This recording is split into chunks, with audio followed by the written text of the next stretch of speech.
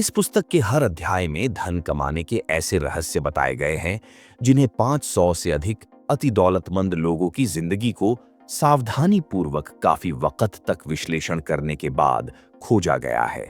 इन रहस्यों का ज्ञान आज से 25 वर्ष पूर्व एंड्रू कार्नेगी के माध्यम से झात हुए थे। जब मैं एक लड़का था तब कन्नी नामक उस वृद्ध व्यक्ति ने इन रहस्यों के बारे में मुझे बताया था। फिर वह कुर्सी में बैठ गए और अपनी चमचमाती हुई आंखों से यह देखने लगे कि मेरे अंदर पर्याप्त दिमाग है या नहीं, मैं उनकी बातों को समझ पा रहा हूं या नहीं। जब उन्होंने देखा कि मैं उनकी बातों को समझ चुका हूं, तो उन्होंने मुझसे पूछा कि क्या मैं अगले 20 वर्ष, हाँ 20 वर्ष या फिर इससे अधिक उन पुरुषों, महिलाओं और संपूर्ण विश्व को देने के लिए तैयार हूं या नहीं, जो इन रहस्यों के अभाव में असफल जीवन व्यतीत कर रहे हैं। मैंने सहमति में सर हिला दिया और मिस्टर कार्नेगी के सहयोग द्वारा मैंने अपने इस वादे को पूरा किया। इस पुस्तक में वे रहस्य है जो हजारों सफल लोगों के जीवन के हर पहलू को देखकर झांत हुए हैं। एंड्रू कार्नेगी का वह जादू भरा सूत्र जिसने उनका भाग्य बदल दिया, हर उस व्यक्ति तक पहुंचना चाहिए जिसके पास यह खोजने या फिर जानने के लिए वक्त नहीं है कि कोई व्यक्ति दौलतमंद कैसे बनता है। उन्होंने सोचा कि शायद वह इन नियमों की जांच पड़ताल करके लोगों तक इस रहस्य पहुंचा सकेंगे जिन्हें इसकी सख्त जरूरत है। उन्हें इस बात का विश्वास था कि इन रहस्यों को स्कूल और कॉलेजों में पढ़ाया जा सकता है, और अगर इस ज्ञान को अच्छी तरह से पढ़ाया जाए तथा स्कूल की शिक्षा में सम्मिलित कर लिया जाए तो स्कूल में विद्यार्थियों को कम समय बिताना पड़ेगा। चार्ल्स एम स्वान और उनके जैसे कई नौजवानों के साथ उनके अनुभवों ने मिस्टर कार्नेगी की इस बात को पुख्ता कर दिया कि स्कूलों में जो कुछ भी पढ़ाया जाता है उसका व्यापार और संपत्ति कमाने से दूर दूर तक कोई लेना देना नहीं है। अंत में वह एक निर्णय पर पहुंचे कि अगर इन रहस्यों को लोगों तक पहुंचाया जाए तो अन्य लोग भी उतने ही सफल हो सकते हैं। उनकी इस कोचिंग ने कई लोगों के भाग्य बदल दिए। विश्वास वाले अध्याय में वह तरीका अमल में लाया गया है जिसने यूनाइटेड स्टेट्स स्टील कॉरपोरेशन की वह आश्चर्यचकित करने वाली कहानी लिखी गई है। इस कल्पना को वास्तविक रूप में रूपांतरण एक नौजवान व्यक्ति ने किया, जिसके द्वारा कार्नेगी ने सिद्ध किया कि यह फार्मूला हर किसी पर समान रूप से काम करता है। इस रहस्य का एक एप्लीकेशन नौजवान चार्ल्स एम स्वाब के लिए बहुत बड़ा भाग्य बदलने वाला कराक साबित हुआ। दोनों ही मामलों में, वह चाहे पैसा हो या फिर अवसर। अगर ऊपरी तौर पर बात की जाए तो इस एप्लीकेशन के फॉर्मूले ने $600 मिलियन का फायदा किया। ये तथ्य, हाँ इसे तथ्य ही कहेंगे, मिस्टर कार्नेगी के करीब हर व्यक्ति को पता था। आपको यह जानना जरूरी है कि यह पुस्तक तब आपको बहुत फायदे दे सकती है जब आपको पता हो कि जिंदगी में आपको क्या चाहिए। 20 वर्ष के प्रैक्टिकल टेस्ट के बाद इन रहस्यों को लाख से ज्यादा महिला और पुरुषों ने अपने निजी लाभों के लिए उपयोग किया। कियों ने अपने भाग्य बदल लिए, जबकि कई अपनी घर में खुशियां और सामंजस्य पाने में सफल हो गए। उस रहस्य को मैंने इस पुस्तक में कम से कम 100 बार दोहराया है।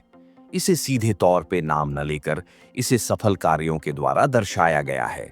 जो लोग तैयार हैं और इसकी खोज में लगे हैं, वे तुरंत इसे पहचान सकते हैं। इसीलिए मिस्टर कार्नेगी ने इसे बड़ी शांतिपूर्वक बिना कोई नाम दिए मुझे बतलाया है। अगर आप इसे प्रयोग करने के लिए तैयार हैं तो आप इस रहस्य को हर अध्याय में कम से कम एक बार जरूर पहचान जाएंगे। काश मैं तुम्हें बता सकता कि आप कब तैयार हैं। आप स्वयं से ही इसे खुद पहचान लेंगे कि आप कब इन रहस्यों को स्वीकार करने के लिए तैयार हैं। जब मैं इस पुस्तक को लिख रहा था, मेरा बेटा, जो उस समय कॉलेज के अंतिम वर्ष में था, उसकी कहानी अध्याय 2 में है, जिसने अपने लिए वह रहस्य खोजा जिससे उसने अपनी दुनिया ही बदल ली। उसे ध्यान से पढ़े। उसने इस जानकारी का उपयोग कुछ इस तरह किया कि वह इस स्थिति में पहुंच गया जहां से उसने एक आम आदमी के एवरेज वेतन से अधिक वेतन पर नौकरी करना प्रारंभ किया। उसकी यह कहानी विधिवत अध्याय 2 में बताई गई है। अगर आप हताश हैं, आपके पास कठिनाइयां हैं, आप फैल हो गए हैं, आप अपंग हैं, तो एंड्रू कार्नेगी द्वारा बताए गए रहस्य मेरे बेटे की कहानी द्वारा आपकी उम्मीदों में एक बार फिर से जान डाल देंगे। आपको वह सब हासिल हो जाएगा जिसकी आप खोज कर रहे हैं। यह रहस्य राष्ट्रपति वुडरो विल्सन के द्वारा प्रथम विश्व युद्ध के समय बड़े पैमाने पर प्रयोग किया गया। यह विचार युद्ध के समय ट्रेनिंग के माध्यम से हर सैनिक को बताया किया गया था। राष्ट्रपति विल्सन ने मुझे बताया था कि यह धन जुटाने में काफी बड़ा कारक सिद्ध हुआ। 20वीं सदी के शुरुआत में मैनुएल एल कुएजिन, उस समय फिलिपीन द्वीप समूह के आयुक्त थे, लोगों को स्वतंत्र कराने के लिए उन्होंने इस रहस्य का उपयोग किया। इस रहस्य की सबसे खास बात यह है कि जो इस रहस्य को पहचान लेते हैं वे सफलता की राह में चल पड़ते हैं और कभी हार के सामने समर्पण नहीं करते हैं। अगर आपको इस बात के लिए कोई भी संदेह है तो आप उन लोगों के नाम और रिकॉर्ड पढ़ लीजिए जिन्होंने इस रहस्य को अमल में लाकर सफलता की ऊंचाइयां छू ली है। ये कोई ऐसी जादू की छड़ी नहीं है जिससे बिना कुछ किए आपको कुछ भी प्राप्त हो जाए। मैं जिस रहस्य के बारे में बता रहा हूं वे बिना मूल्य के नहीं प्राप्त होंगे, जबकि सच बताऊं तो उसका मूल्य वास्तविक मूल्य से बहुत कम है। जो लोग इस रहस्य को नहीं खोज रहे हैं वे चाहे जितना ही धन खर्च कर दें, उन्हें यह रहस्य प्राप्त नहीं हो सकता। इस रहस्य को धन से नहीं प्राप्त किया जा सकता है क्योंकि यह दो भागों में आता है। एक भाग तभी प्राप्त होगा जब आप उसे हासिल करने के लिए तैयार होंगे। यह रहस्य उन लोगों को सामान्य रूप से मध्य करता है जो इसके लिए तैयार है। शिक्षा का इससे कोई लेना देना नहीं है। जब मेरा जन्म हुआ था तकरीबन उसी समय थॉमस अल्वा एडिसन ने इस नियम को इतनी बुद्धिमत्तापूर्वक पालन किया कि वह विश्व के अग्रिम आविष्कारक बन गए, जबकि विद्यालय में उनकी शिक्षा मात्र 3 महीनों की ही थी। फिर इस रहस्य को मिस्टर एडिसन के बिजनेस पार्टनर को बताया गया और उसने इसके सहारे भविष्य का निर्माण कर लिया, जबकि उस समय वह मात्र $72,000 प्रतिवर्ष कमाता था। आप उसकी कहानी को इस अध्याय के शुरुआत में ही पढ़ेंगे। आप इस कहानी के माध्यम से यह सीख सकते हैं कि दौलतमंद लोग आपकी पहुंच से अधिक दूर नहीं। अगर आप चाहे तो आप भी उन तक पहुंच सकते हैं। आप हर वह चीज हासिल कर सकते हैं जो आप चाहते हैं, चाहे वह धन हो, प्रसिद्धि हो या फिर खुशियां हो। अब आपके मन में यह प्रश्न आ रहा होगा कि मुझे यह सब कैसे पता चला। इसका जवाब पुस्तक खत्म करने के पहले ही प्राप्त हो जाएंगे। आपको यह अंत से पहले अध्याय में पढ़ने को मिलेगा। जब मैं इन रहस्यों के 20 वर्ष के टेस्ट के द्वार से गुजर रहा था तो मैंने सैकड़ों पुरुषों और महिलाओं का परीक्षण किया जिन्होंने इस बात को स्वीकार किया कि उन्हें सफलता कार्नेगी के रहस्यों से प्राप्त हुई है। Henry Ford, Theodore Roosevelt, William Wrigley, John Wanamaker, James J Hill, Wilbur Wright, William Jennings Bryan, Woodrow Wilson, William Howard Taft, Elbert H Gary, King Gillette, Alexander Graham Bell, John D Rockefeller, Thomas A Edison, F W Woolworth, Clarence Darrow. ये नाम उन सैकड़ों जाने माने लोगों में से कुछ नामों को ही दर्शा रहे हैं। अमेरिकी लोग जिनकी उपलब्धियां, चाहे वे आर्थिक हों या फिर कोई और उपलब्धि, उन व्यक्तियों ने इस बात को सिद्ध किया है कि वे इन नियमों को समझकर अमल में लाकर ऊंचाइयों को छूते हैं। मैं जिन सफल लोगों को जानता हूं सभी ने इस रहस्य को अमल में लाकर सफलता को अपने द्वार पर बुलाया है। मैंने कभी ऐसे सफल व्यक्ति को नहीं देखा जो इन रहस्यों को जाने बिना दौलतमंद बन गया हो। इन बातों को ध्यान में रखकर मैं इस निर्णय पर पहुंचा कि ये रहस्य उससे कहीं ज्यादा महत्वपूर्ण है, जिसे लोकप्रिय रूप से शिक्षा कहा जाता है। अच्छा, एक बात बताए, शिक्षा क्या है?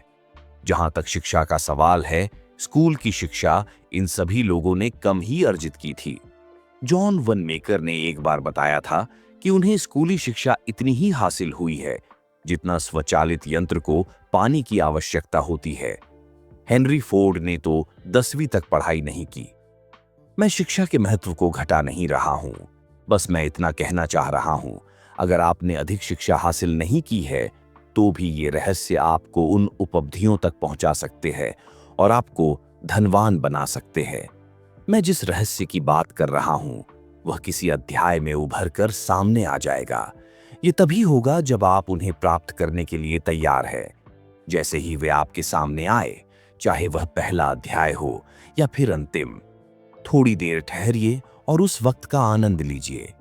अध्याय 1 में उस व्यक्ति की कहानी है जो मेरा मित्र है। उसने इस रहस्य को अमल में लाकर बहुत व्यावसायिक उपलब्धियां हासिल की, जो इस रहस्य को पुख्ता करने के लिए काफी है। यह याद रखें कि इस पुस्तक की बातें और कहानियां तथ्यों पर आधारित है, न कि कल्पनाओं पर। इस पुस्तक को लिखने का उद्देश्य उन महान सार्वभौमिक नियमों को उन लोगों तक पहुंचाना है जो लोग इसे प्राप्त करने के लिए तैयार है। सिर्फ बताना ही नहीं, बल्कि यह भी बताया जाएगा कि क्या करना है और कैसे करना है, जिससे आप सफलतम शुरुआत कर सके। अंत में मैं आपको एक छोटा सा सुझाव देना चाहूंगा जो आपको कार्नेगी के रहस्य को पहचानने में मदद करेगा। वह यह है, सभी उपपंद्यां, सभी दौलतमंद लोग सिर्फ एक विचार से ही शुरुआत किए हैं। अगर आप इन रहस्यों को पकड़ने के लिए तैयार है, तो आपने इस रहस्य के आधे भाग को प्राप्त कर लिया है। अब आपको बस आधे भाग को पहचानने की जरूरत होगी। वर्तमान संस्करण के लिए प्रस्तावना। जब सोचे और दौलतमंद बने पहली बार 937 में प्रकाशित हुई, तो इसे उस वक्त की सबसे बड़ी हिट साबित हुई। डेल कार्नेगी की किताब 0%, 01 फ्रेंड्स एंड इन्फ्लुएंस पीपल और नॉर्मन विंसेंट पील की पुस्तक the power of positive thinking के साथ यह किताब भी उन पुरुषों और महिलाओं के एक जरूरी किताब बन गई जिन्हें जीवन और अपने कैरियर में सफलता चाहिए। 5 मिलियन से अधिक किताबों की बिक्री हो चुकी है। यह पुस्तक लाखों लोगों को गरीबी, हताशा, निराशा से निकलकर समृद्धि की ओर जाने के रास्ता दिखाने वाली रोशनी साबित हुई। आपके मन में यह प्रश्न जरूर आता होगा कि ये नेपोलियन हिल कौन है और इनकी फिलॉसफी का स्रोत क्या है। मैं बताता हूं।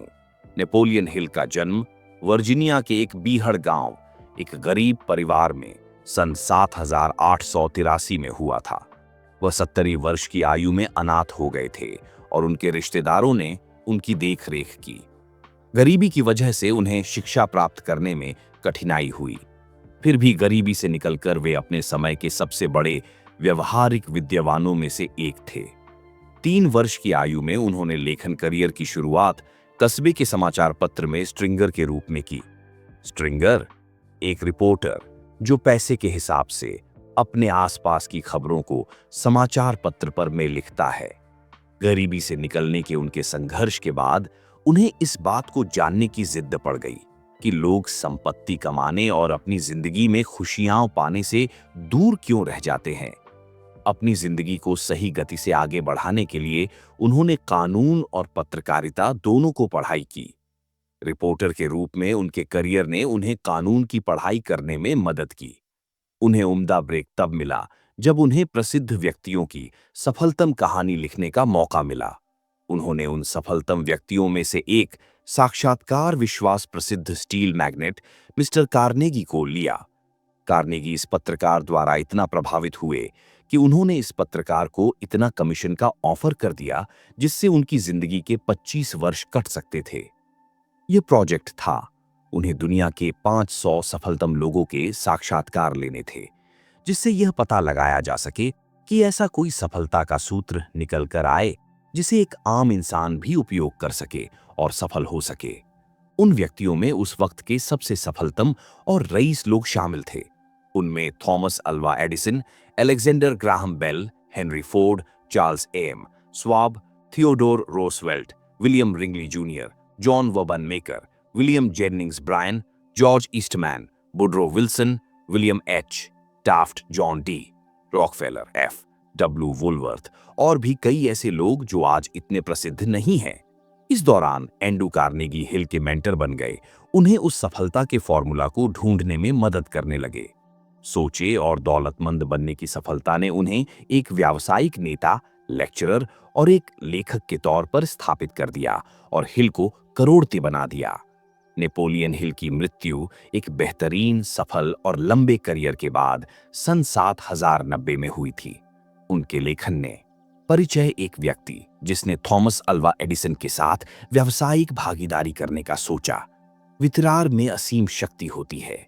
अगर इन विचारों में उद्देश्य, दृढ़ निश्चय और मजबूत इरादों का समावेश हो जाए तो आप दौलतमंद बन सकते हैं एवं वह सब कुछ हासिल कर सकते हैं जो आपने सोचा हुआ है। एडविन सी बर्न्स ने यह खोज निकाला कि कैसे विचार शक्ति से धनवान बना जा सकता है।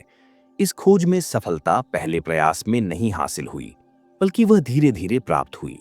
इस महान रहस्य की खोज की शुरुआत बर्न्स की उस चाहत से हुई जो उसे महान एडिशन का व्यावसायिक भागीदार बनाने के लिए दृढ़ प्रतिज्ञ थी। बर्न्स की उस इच्छा शक्ति की सबसे बड़ी बात यह थी कि वह स्पष्ट थी कि उसे एडिसन के साथ काम करना है, न कि एडिशन के दफ्तर में काम करना है। आप बर्न्स की कहानी को ढंग से पढ़िए, उसकी सोच वास्तविकता में कैसे तब्दील हुई। फिर आपको वे 3 नियम बेहतर समझ आएंगे जो आपको दौलतमंद बनाते हैं।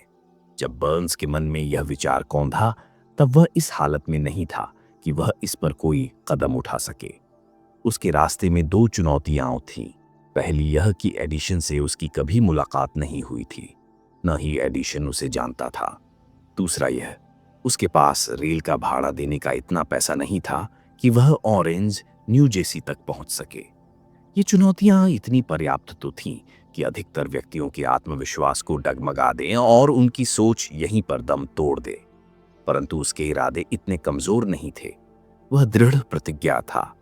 उसने हार नहीं मानी, बल्कि बिना टिकट मालगाड़ी से यात्रा करके ईस्ट ऑरेंज पहुंच गया। उसने एडिशन के प्रयोगशाला में खुद का परिचय दिया और कहा कि वह इस आविष्कारक के साथ व्यवसाय करने आया हुआ है। काफी समय के पश्चात एडिशन ने इस पहली मुलाकात का खुलासा कुछ इस प्रकार किया था। वह मेरे सामने एक सामान्य पर्यटक की तरह खड़ा था, परंतु उसके चेहरे का तेज देखकर यह पता चल गया था कि वह जिस कारणवश यहाँ आया है उसके लिए दृढ़ प्रतिज्ञ है। इतने साल के अनुभव में मुझे यह ज्ञान हो गया था कि अगर किसी चीज को दिल से चाहो तो सारी कायनात तुम्हें उससे मिलाने की कोशिश में जुट जाती है।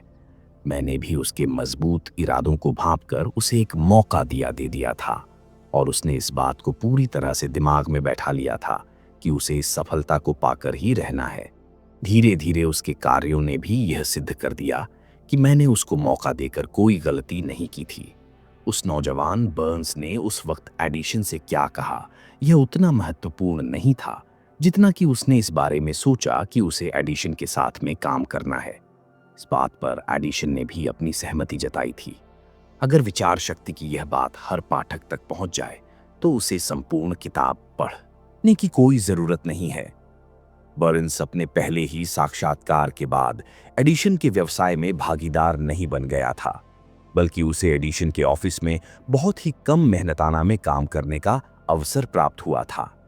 यह कार्य ऐसा था जो एडिशन के लिए बहुत कम उपयोगी था, पर बर्न्स के लिए बहुत अधिक महत्वपूर्ण। इस अवसर ने बर्न्स को अपने होने वाले भागीदार को अपनी व्यापार कुशलता दिखाने का मौका दिया था। उसका होने वाला भागीदार वहां उसके काम को परख सकता था।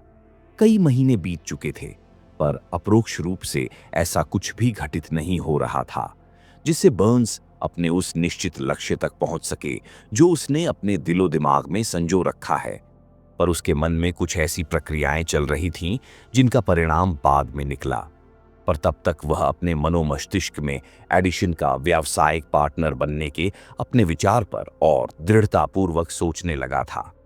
मनोवैज्ञानिकों ने यह सही कहा है, जब कोई विचार दिमाग पर हावी हो जाए तो वह वास्तविकता में आपके सामने प्रकट हो जाता है। बर्न्स पूर्णतया एडिशन के साथ काम करने के लिए तैयार था, और वह तब तक दृढ़ प्रतिज्ञ होकर लगा रहा जब तक उसने वह हासिल नहीं कर लिया जिसे वह इतने समय से खोज रहा था।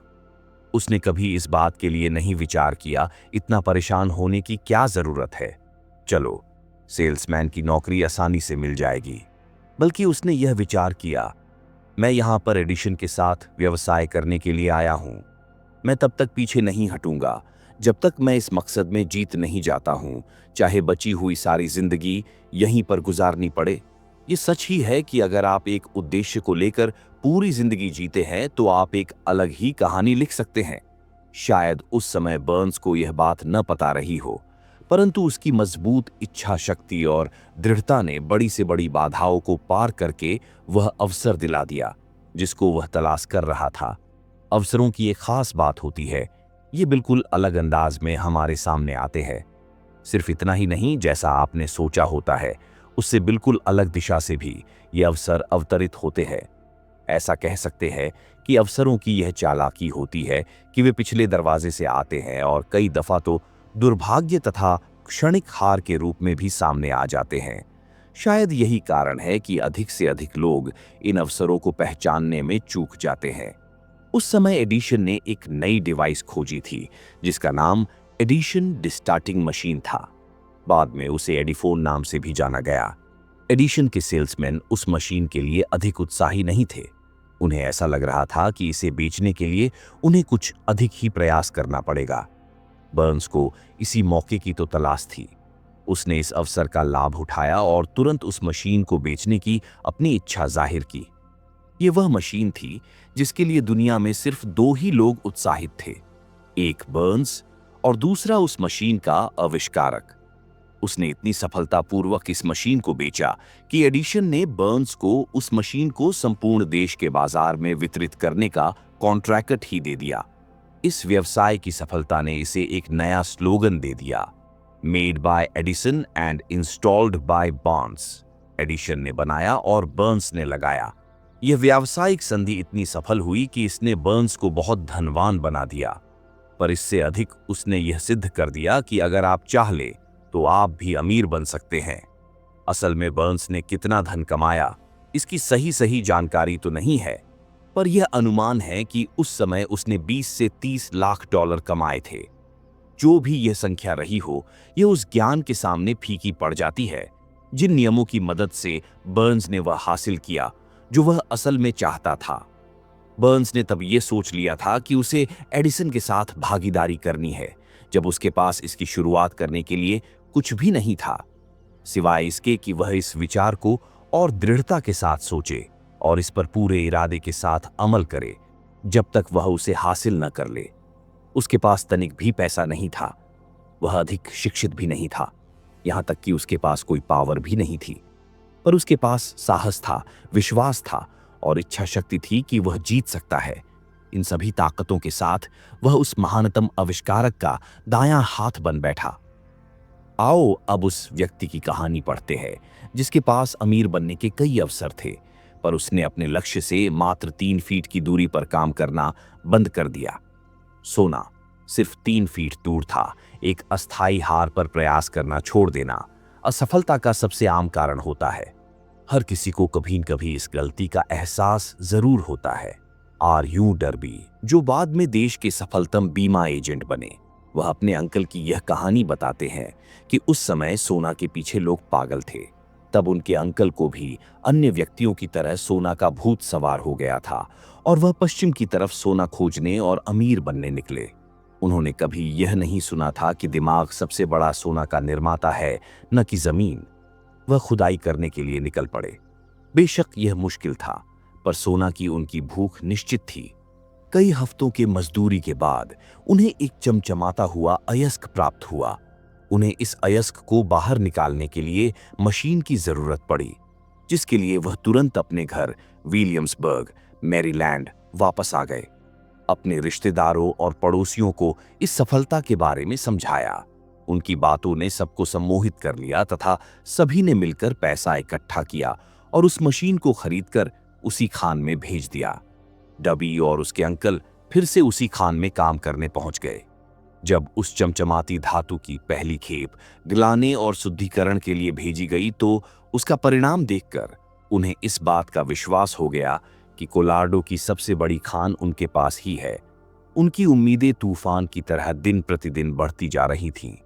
तभी अचानक कुछ ऐसा हो गया कि वह सोना की खान से सोना गायब ही हो गया। वे अवसाद और निराशा के चरम पर पहुंच गए। उन्हें उस खान में कहीं सोना दिखा ही नहीं।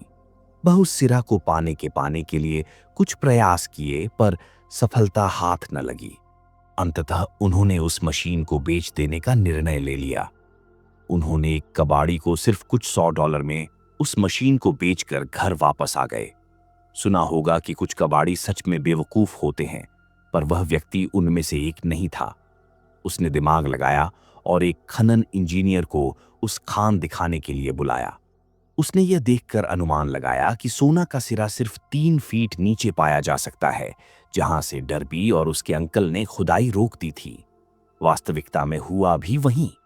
वह कबाड़ी उस खान से निकले अयस्क की वजह से करोड़पति बन गया था, क्योंकि वह जानता था कि किसी कार्य को छोड़ने के पहले किसी विशेषज्ञ का मशविरा लेना जरूरी होता है। उस मशीन की खरीदने के लिए रिश्तेदारों और पड़ोसियों से पैसा लिया गया था, जिसका भुगतान डर्बी ने किया था, क्योंकि उन लोगों को उस नौजवान पर विश्वास था। डर्बी को उस मशीन का सारा भुगतान करने में कई वर्ष लग गए थे। इतनी हानि होने के पश्चात वह इस गम से तब निकल पाया जब वह एक बीमा कंपनी में बीमा एजेंट बन गया और उसे पता लग गया कि इच्छा शक्ति के दम पर सोना बनाया जा सकता है। वह उस घटना को भूला नहीं था जिसने उसकी जिंदगी बदल दी। वह असीम दौलत से मात्र 3 फीट की दूरी पर प्रयास करना छोड़ दिया था। डर्बी को उस अनुभव से बहुत लाभ हुआ। उसे पता चल गया था कि किसी की इन का मतलब अन हो, यह जरूरी नहीं। उसने अपने कार्य को बीच में छोड़ने की आदत को हमेशा हमेशा के लिए छोड़ दिया था और उसने यह तय कर लिया था कि उसे कोशिश तब तक करनी है जब तक सोना न निकल आए, यानी जब तक व्यक्ति हाँ न कह दे। सफलता का रास्ता कुछ अस्थायी असफलताओं से होकर गुजरता है। अधिकांश लोग काम को बीच में ही एक असफलता के बाद छोड़ देते हैं। उन्हें पता होना चाहिए कि असफलता सिर्फ एक विलंब है, हार नहीं। लगभग 500 अमेरिका के सफलतम व्यक्तियों ने यह स्वीकार किया है कि उन्हें सफलता तब मिली जब हार उनके बिल्कुल नजदीक थी। असफलता इस मामले में बहुत चालाक है। वह लोगों के मन भटकाने के लिए अक्सर तभी आती है जब सफलता बहुत नजदीक होती है। दृढ़ता का 50 सेंट पाठ हार्ड नॉक्स विश्वविद्यालय से डिग्री लेने के कुछ दिनों बाद मिस्टर डर्बी ने बीमा एजेंट के रूप में कार्य करना प्रारंभ कर दिया, क्योंकि उन्हें सोना की खान वाले कांड से यह पता लग गया था कि जरूरी नहीं कि इनका अर्थ नहीं हो। एक दोपहर वह अपने अंकल के गेहूं पीसने वाली पुरानी मशीन मिल में बैठे हुए थे। उनके अंकल के पास बहुत जमीन थी, जिसके आसपास उन खेतों में काम करने वाले मजदूर रहा करते थे। डर्बी को बैठे हुए कुछ देर ही हुए थे कि तभी धीरे से दरवाजा खुला और एक मजदूर की छोटी सी बच्ची अंदर घुस आई तथा दरवाजे के ठीक बगल में खड़ी हो गई। अंकल ने उसकी ओर देखा और बड़ी तेज गुर्राते हुए बोले, तुझे क्या चाहिए? उस बच्ची ने बड़ी मासूमियत से जवाब दिया, मेरी मम्मी ने अपने 50 सेंट मंगाए हैं, मैं नहीं दूंगा। अंकल ने चिल्लाते हुए जोड़ा, दफा हो जाओ यहां से। ठीक है, उस लड़की ने जवाब दिया, पर वह कहीं नहीं गई। फिर अंकल अपने काम पर लग गए। काम में इतना तल्लीन हो गए कि उन्हें पता ही न चला कि वह लड़की अभी भी खड़ी थी। कुछ देर जब उन्होंने पलट कर देखा तो उस बच्ची को खड़ा पाया। वह फिर से चिल्लाए जाती हो यहां से, या फिर मैं भगाऊं? उस लड़की ने फिर से यह जवाब दिया, ठीक है, पर उस जगह से हिली तक नहीं। अंकल अनाज की बोरी को मिल में डालने जा रहे थे, पर उन्होंने उसे रखकर एक लोहे का डंडा उठाया और उसे लेकर ऐसा भयानक चेहरा बनाकर चल दिए जैसे उसे आज मार ही डालेंगे। डर्बी की सांसें रुक गई थीं। उन्हें ऐसा महसूस हुआ जैसे वह आज अपने सामने एक बच्ची की हत्या देखने जा रहे हैं। उन्हें पता था कि उनके अंकल बड़े गुस्सैल और निर्दयी व्यक्ति हैं। जैसे ही अंकल उस बच्ची के नजदीक पहुंचे, वह लड़की अपनी जगह से एक कदम आगे बढ़ाई और अंकल के नजरों से नजर मिलाते हुए दृढ़तापूर्वक बोली, वह पैसे मेरी मम्मी के हैं, उन्हें दे दो। अंकल वहीं पर रुक गए। उस बच्ची को मिनट तक घूरते रहे, फिर धीरे से उस रॉड को नीचे जमीन पर फेंक दिया और अपने जेब में हाथ डालते हुए आधा डॉलर निकालकर उस बच्ची को पकड़ा दिया। उस बच्ची ने वह पैसा लिया और बिना नजर हटाए जाने लगी।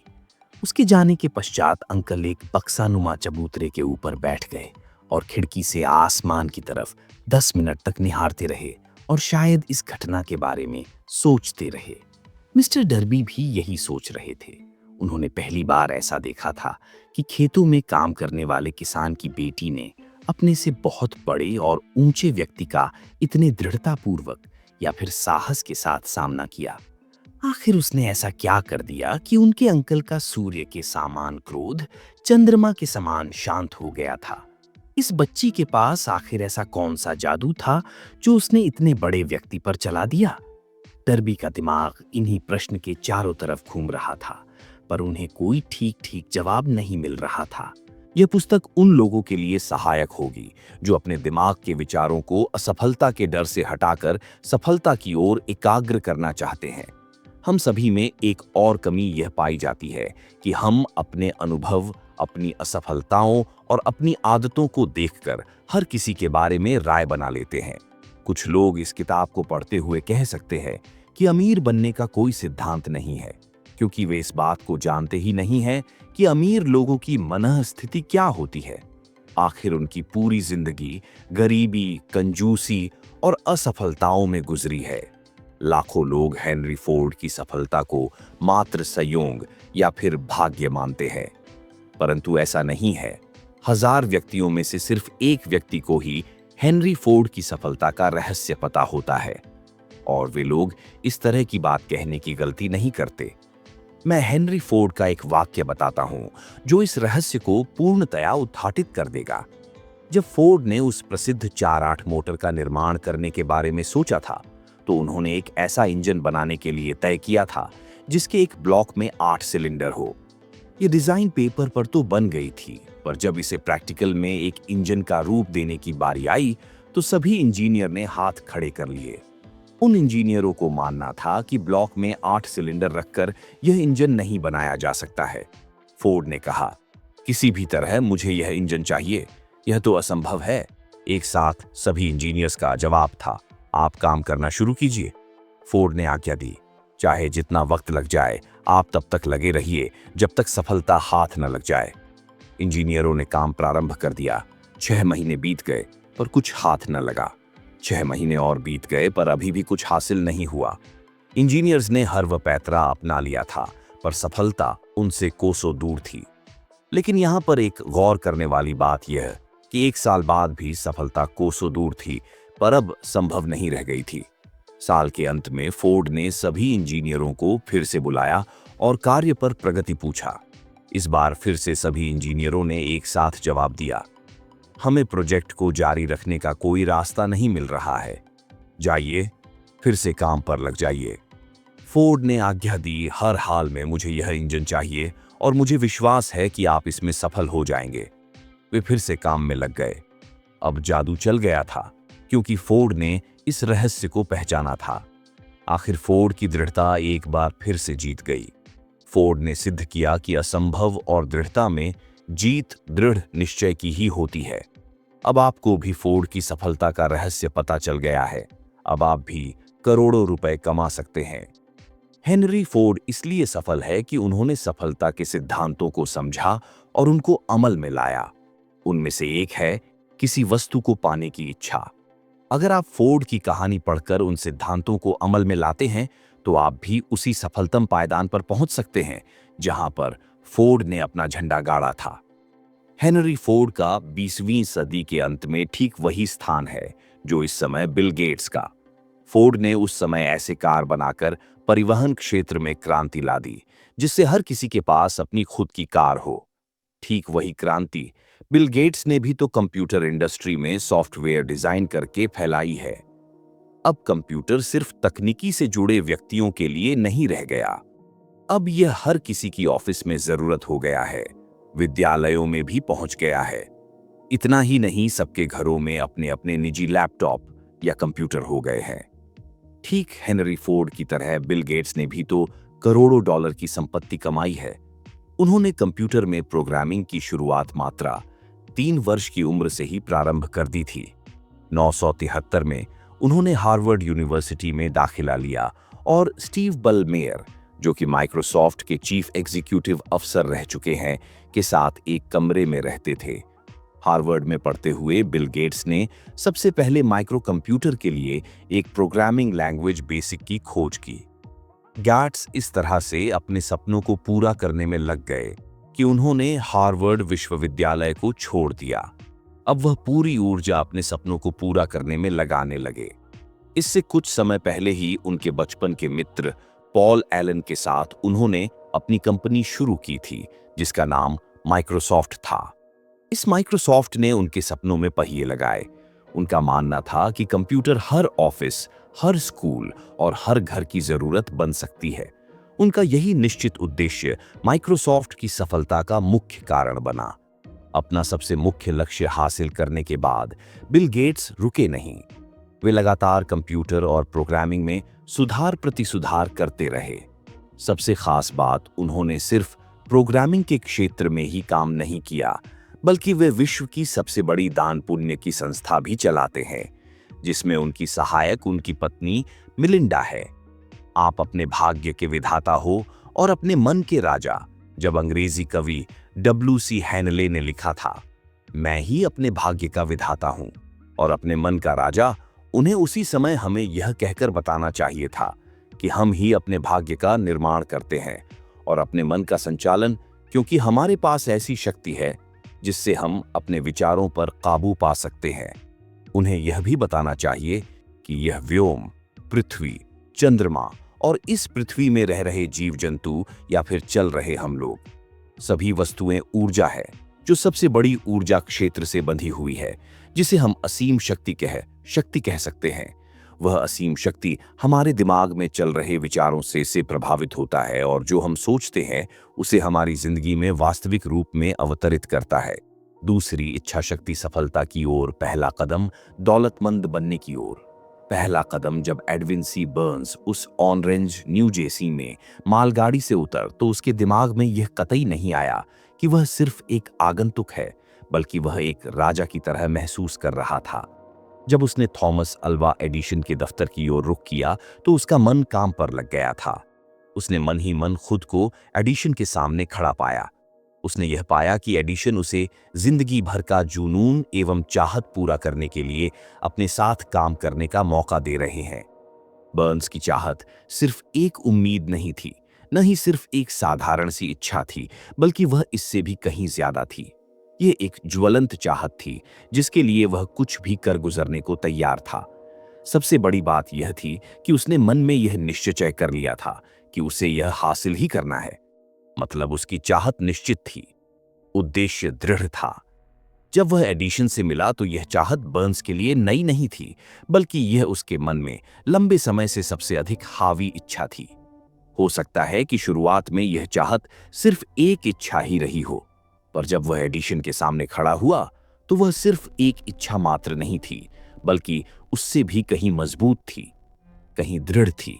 कुछ वर्षों बाद वह फिर से उसी दफ्तर में एडिशन के सामने खड़ा हुआ जहां वह पहली बार मिला था। इस बार उसकी चाहत वास्तविकता में तब्दील हो चुकी थी। वह एडिशन के साथ व्यवसाय करने लगा था। उसके मन में सबसे हावी सपना वास्तविकता में तब्दील हो चुका था। आज जो लोग बर्न्स को जानते हैं और उनसे ईर्ष्या करते हैं, वह बस इसलिए कि उन्हें लगता है कि बर्न्स को भाग्य की बदौलत एडिशन के साथ काम करने का मौका मिला था। असल में उन लोगों ने बर्न्स को सफलता हासिल करने के बाद देखा हुआ था। सच कहूं तो उन लोगों ने कभी उसके सफल होने के कारणों पर गौर ही नहीं किया। एडिशन के ऑफिस में काम करते हुए 5 वर्ष बीतने के बाद भी बर्न्स को सफल होने की कोई भी उम्मीद नहीं दिख रही थी। न ही ऐसा कुछ हुआ था जिससे वह एडिशन के साथ व्यवसाय में भागीदार हो सके। हर किसी के लिए वह एडिशन के दफ्तर में काम करने वाले सैकड़ों व्यक्तियों में से एक था, पर वह अपने मन पहले दिन से ही एडिशन के व्यवसाय का पार्टनर बन चुका था। बर्न्स की कहानी एक दृढ़ इच्छा शक्ति का बेहतरीन उदाहरण है। बर्न्स सफल इसलिए हुआ क्योंकि उसके मन में इससे बड़ी चाहत कोई नहीं थी कि उसे सिर्फ एडिशन के साथ काम करना है। उसने इसके लिए एक प्लान बनाया और अपने वे सारे रास्ते बंद कर दिए जिनसे वह पीछे पलटकर वापस जा सके। वह अपनी चाहत के साथ खड़ा रहा जब तक कि उसकी चाहत मन में हावी न हो गई और फिर वास्तविक रूप में न दिख गई। जब वह पहली बार ऑरेंज एडिशन के दफ्तर पहुंचा तो उसके मन में कतई इस तरह के ख्याल नहीं थे, मैं एडिसन से उसके दफ्तर में काम करने के लिए मौका मांगूंगा। बल्कि उसने यह कहा कि उसे एडिशन के साथ उसके व्यवसाय में साझीदार बनना है। उसने कभी यह नहीं कहा, मैं कुछ महीने यहां काम करूंगा, अगर मुझे यहां कुछ उत्साहजनक मौके नहीं मिलते हैं तो मैं छोड़कर कोई और नौकरी की तलाश करूंगा। बल्कि उसने यह बात रखी, मैं कहीं से भी शुरुआत करूंगा, आपके लिए सब कुछ करने को तैयार हूं जो आप कहेंगे, जब तक कि मुझे आपके साथ व्यवसाय करने का मौका नहीं मिल जाता। उसने यह नहीं बोला, अगर मैं एडिशन के इस संस्था में असफल हो जाता हूं तो मैं दूसरे मौकों की तलाश करूंगा, उसने बोला। मुझे जिंदगी में एक ही चाहत है कि मुझे महान थॉमस अल्वा एडिशन के साथ उनके व्यवसाय में भागीदार बनना है। इसलिए मैं पीछे लौटने के सारे रास्ते बंद करके अपने संपूर्ण भविष्य को इसे हासिल करने में लगा दूंगा। बहुत पहले की बात है, एक महान योद्धा हुआ करता था जिसे एक बार युद्ध क्षेत्र में विजय पाने के लिए कड़ा निर्णय लेना पड़ा। उसे अपनी सेना को शत्रु के साथ युद्ध पर लड़ने के लिए भेजना था। शत्रु की सेना संख्या में उसकी सेना से बहुत बड़ी थी।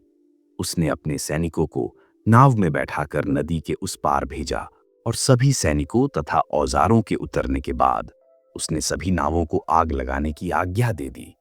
फिर युद्ध होने से ठीक पहले उसने अपने सैनिकों से कहा, आप देख रहे हो सारी नावें जल रही है।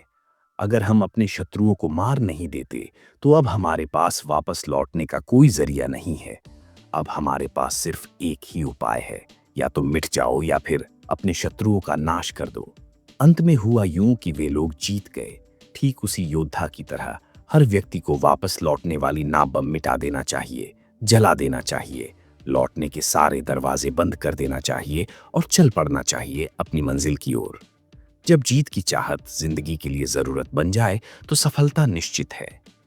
उस भयावह शिकागो शहर का आग में झुलसने के अगले दिन कुछ व्यवसायी शहर की एक गली में खड़े होकर राख बन पड़ी अपनी दुकानों को देख रहे थे। उन्होंने एक सभा आयोजित की जहां वे यह निर्णय ले सके कि शिकागो शहर को फिर से बनाना चाहिए या फिर देश के किसी अन्य भूभाग में बेहतर आशाजनक जगह की खोज करनी चाहिए। हर कोई सिर्फ एक ही नतीजे पर पहुंचा कि उन्हें शिकागो शहर छोड़ देना चाहिए और किसी बेहतर जगह की तलाश करनी चाहिए, सिर्फ एक व्यक्ति को छोड़कर। वह व्यवसायी जिसने रुकने और फिर से अपना स्टोर बनाने की हिम्मत जुटाई। उसने अपने साथी व्यवसायियों से उंगली दिखाते हुए कहा, प्रिय मित्रों, मैं ठीक इस जगह पर दुनिया का सबसे बड़ा स्टोर बनाऊंगा। चाहे जितनी दफा यह जल जाए, पर मैं हार नहीं मानूंगा। वह स्टोर बना, यहां तक कि आज भी उस राज्य की सत्ता में वह सबसे ऊंचा स्मारक खड़ा हुआ है। उस समय मार्शल फील्ड के लिए सबसे आसान रास्ता यही होता कि वह अन्य व्यवसायियों की तरह उनके साथ शामिल हो जाते। जब उसके साथियों ने बुरे होते हालातों और धूमिल होते भविष्य को देखकर वहां से भाग खड़े हुए और आसान रास्ते की तरफ बढ़ चले। यही जो अंतर मार्शल फील्ड और अन्य व्यापारियों के बीच था, ठीक वही अंतर एडविन सी बर्न्स और अन्य उन कार्यकर्ताओं में था जो एडिशन के दफ्तर में कार्यरत थे। ठीक यही अंतर हर सफल और अन्य असफल व्यक्तियों के बीच होता है। ठीक यही अंतर एक सफल नेता और असफल नेता के बीच होता है। हर इंसान जिसे पैसों की जरूरत है, वह पैसों की इच्छा रखता है। सिर्फ इच्छा रखना आपको धनवान नहीं बना देता। लगातार अमीर बनने की चाहत जब तक जुनून न बन जाए और फिर उसके लिए निश्चित योजना बनाना एवं अमीर बनने के लिए दृढ़ प्रतिज्ञ रहना तथा असफल होने पर अपने योजना पर विश्वास रखना ही हमें अमीर बनने की ओर ले जाता। इच्छा शक्ति के दम पर अमीर बनने के ये निम्नलिखित 6 कदम है जो आपको आपके सपनों तक पहुंचा सकते हैं। आप जितना धन कामना चाहते हैं उसे निश्चित कर लें। यह कहना पर्याप्त नहीं है, मुझे ढेर सारा पैसा कामना है। ये राशि बिल्कुल निश्चित होनी चाहिए, जैसे 1 करोड़ रुपए। इसके पीछे एक मनोवैज्ञानिक कारण है जो आपको अगले अध्याय में बताया जाएगा। 2.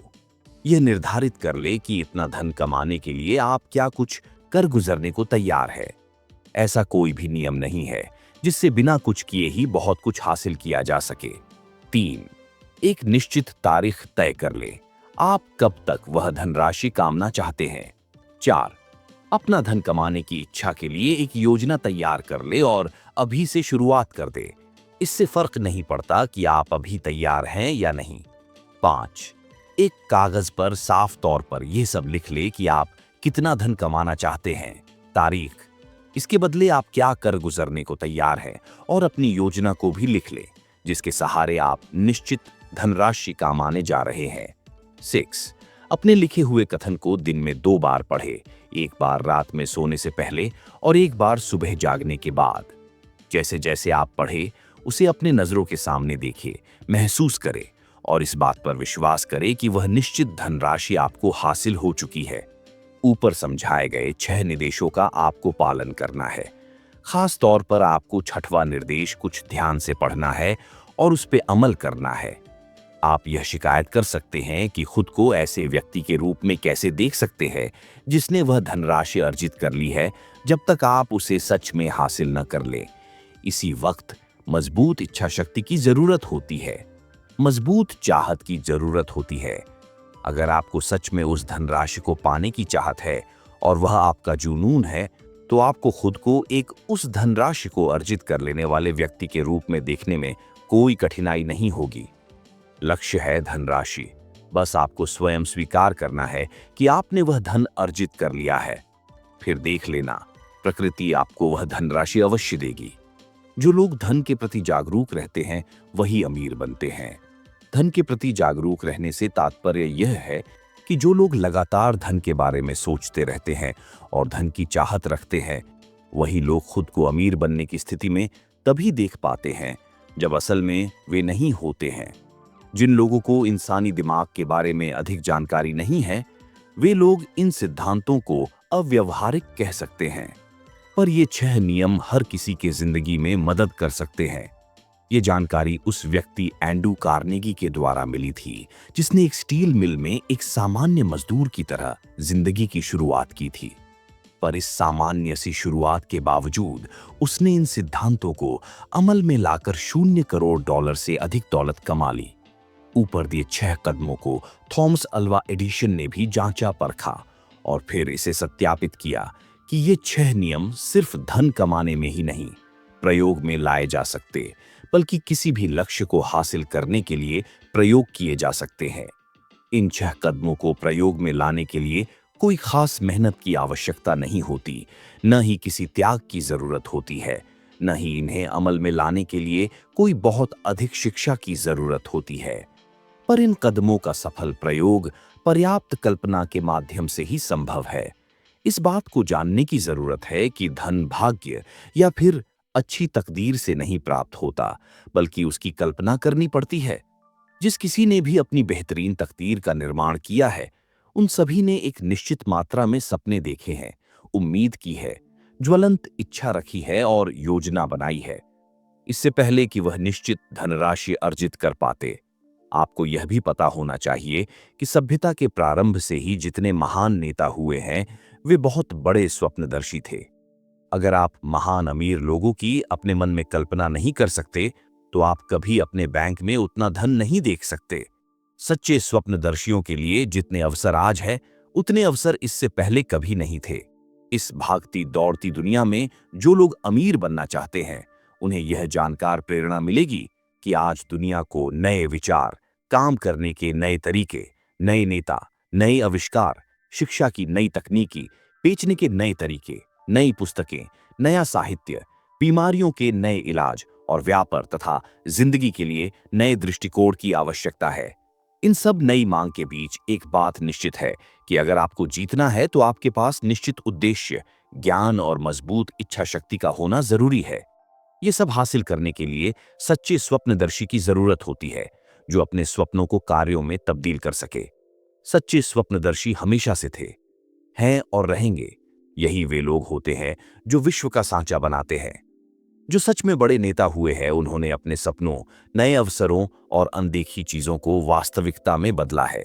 इन लोगों ने अपनी विचार शक्ति से शहरों, हवाई जहाज, फैक्ट्रियां, कार, बढ़िया स्वास्थ्य और जिंदगी को सुगम बनाने के नए तरीकों का ईजाद किया है।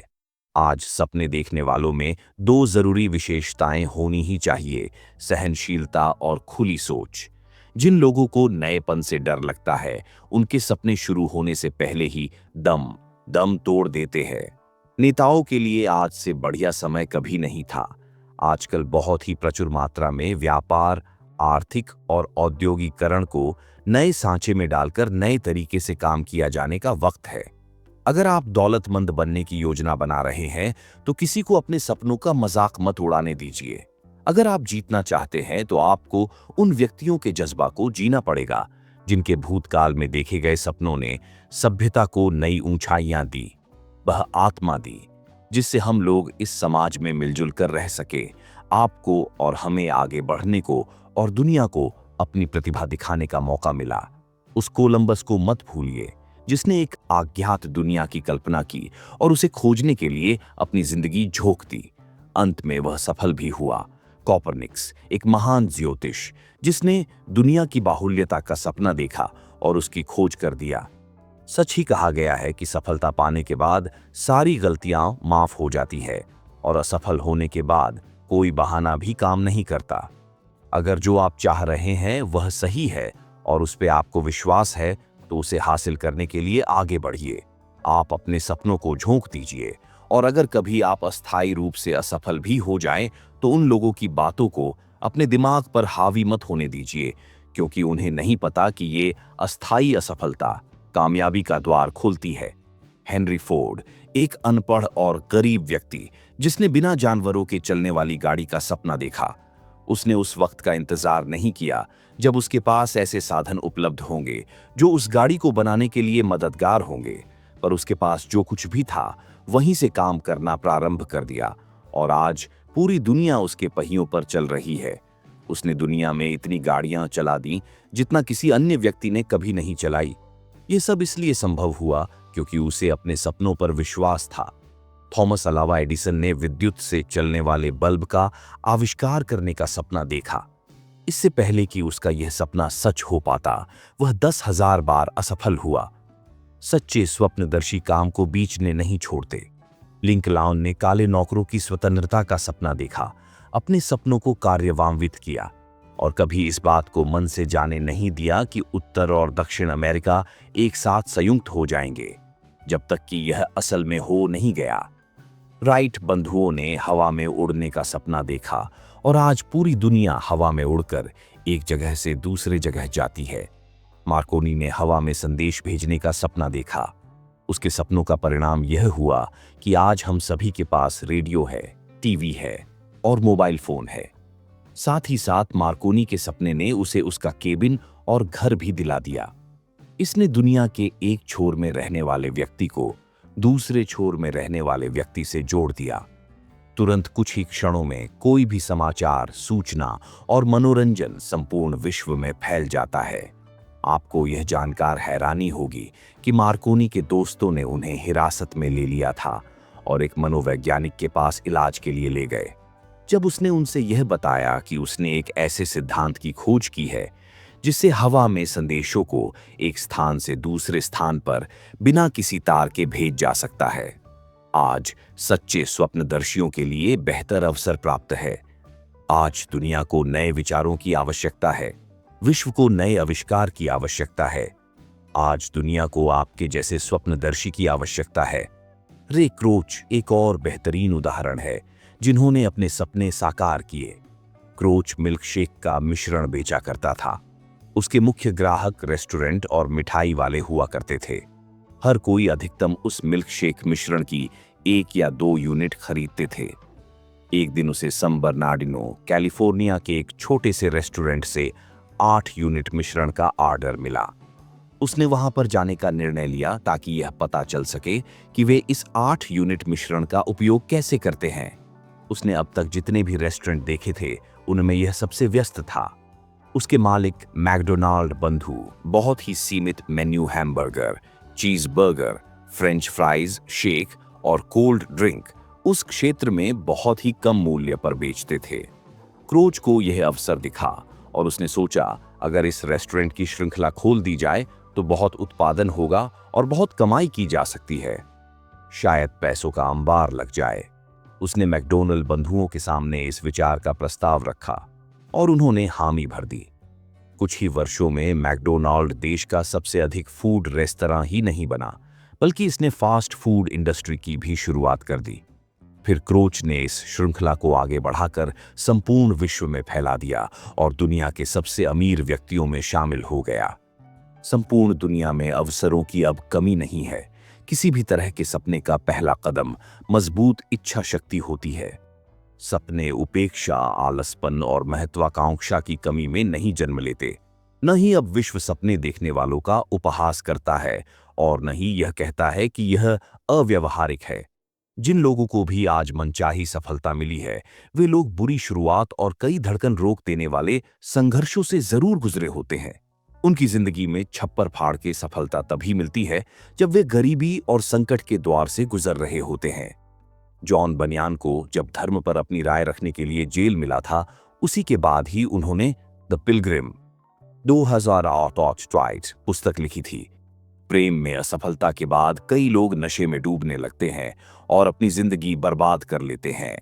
वह इसलिए कि अधिकतर लोगों ने कभी यह सीखने की कोशिश की कि सबसे मजबूत भावनाओं को किसी रचनात्मक स्वभाव में कैसे तब्दील किया जाता है। हेलेन केलर जन्म से ही गूंगे, बहरे और अंधी थी। अपने इस दुर्भाग्य के बावजूद उनका नाम इतिहास में स्वर्णिम अक्षरों से लिखा हुआ है। उनकी संपूर्ण जिंदगी इस बात का प्रतीक है कि किसी भी व्यक्ति की हार तब तक नहीं होती जब तक वह उसे स्वीकार नहीं कर लेता। रॉबर्ट बर्न्स एक अनपढ़ व्यक्ति थे। उनका बचपन गरीब में बीता और बड़े होते होते उन्हें शराब की लत भी लग गई थी। पर प्रकृति ने उनके लिए कुछ बेहतर लिखा था। उन्होंने अपने सुंदर विचारों से कविताओं में समा बांधा था। उनका कविताएं लिखने का उद्देश्य दुनियाओं में बुराइयां हटाकर अच्छाइयां फैलाना था। फिल्मों में अत्यधिक सफलता भी उन्हें नए लक्ष्य बनाने से नहीं रोक सकी। उन्होंने अपने लिए नए लक्ष्य तय किए और व्यापार करने की ओर बढ़ निकले। उन्होंने अपना पैसा अंचल संपत्ति में लगाया, एक रेस्टोरेंट की श्रृंखला की शुरुआत की जिसने इन्हें अरबपतियों की सूची में ला खड़ा कर दिया। उन्हें जो भी लक्ष्य तय किया वह सोना बन गया। वह सफल होते चले गए। फिर उन्होंने समाज की मदद करनी चाहिए, जिस कारण वह देश के कई दूर दराज इलाकों में गए, छोटे शहरों में गए और वहां पर उन्होंने बच्चों और नौजवानों को हिंसा और अपराध को त्याग कर नशीले पदार्थों और गुंडागर्दी को न कहकर शिक्षित बनने की आवाज उठाई। उन्होंने कई संगठनों में सक्रिय नेता की भूमिका निभाई जिससे लोग शारीरिक फिटनेस पर ध्यान दे सके। बुकर टी वॉशिंगटन का जन्म गुलामी में हुआ। वे जाति और रंग से अछूते थे। वह सहिष्णु, सभी तरह के विषयों में खुले विचारों वाले और एक सपने देखने वाले व्यक्ति थे। उन्होंने सभी तरह की जातियों में अपनी अच्छी छवि बना ली थी।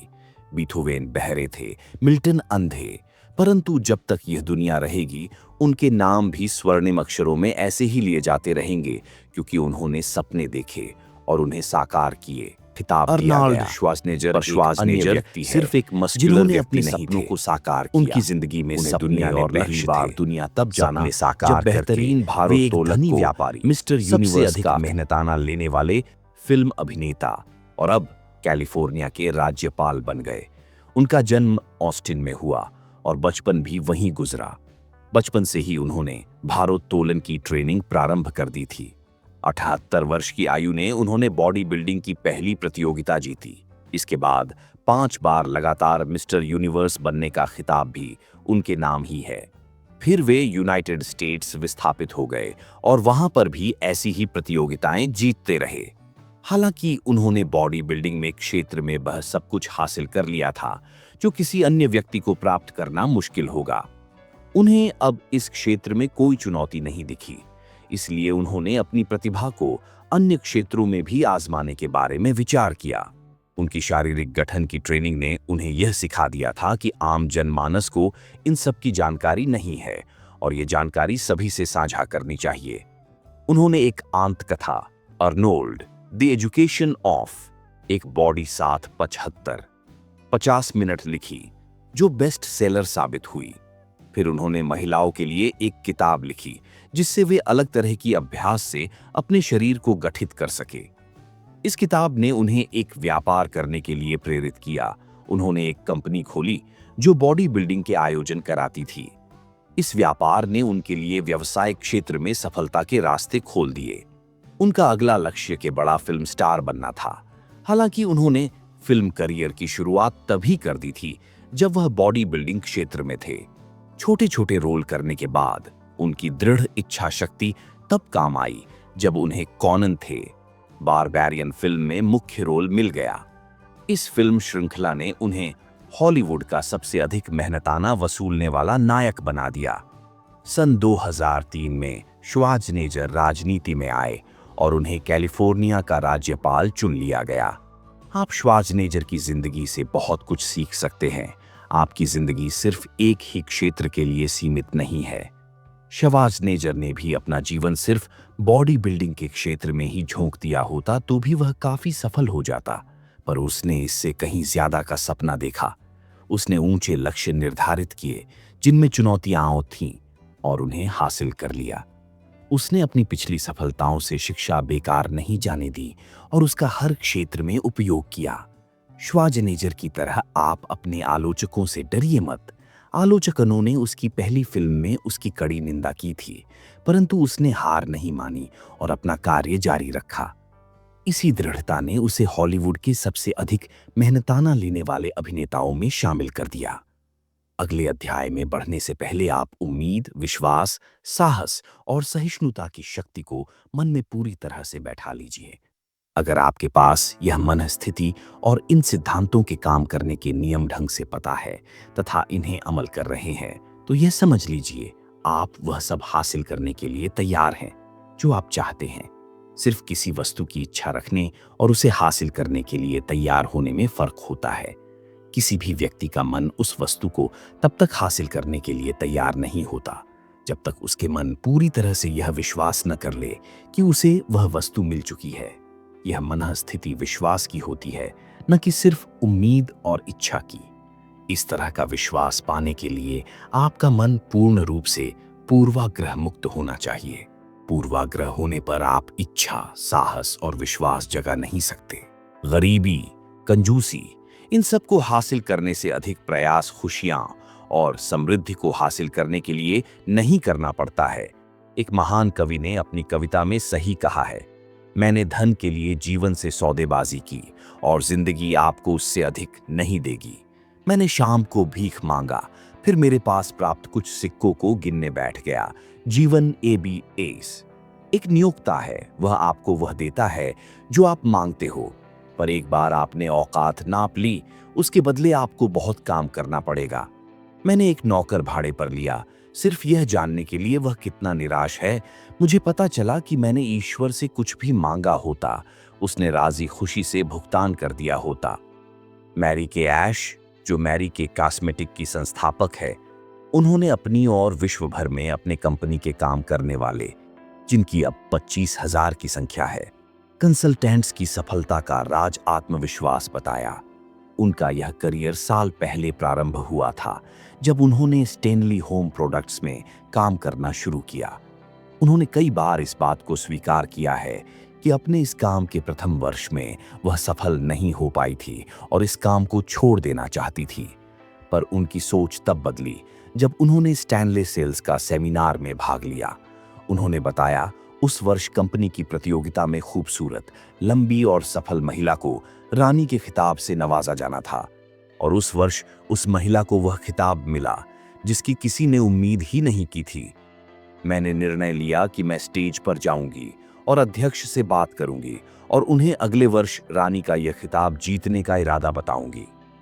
श्रीमान बेवरिज मुझ पर हंसे नहीं, बल्कि उन्होंने मेरी आंखों की तरफ देखा और कहा, मुझे भी लगता है कि तुम जीत सकती हो।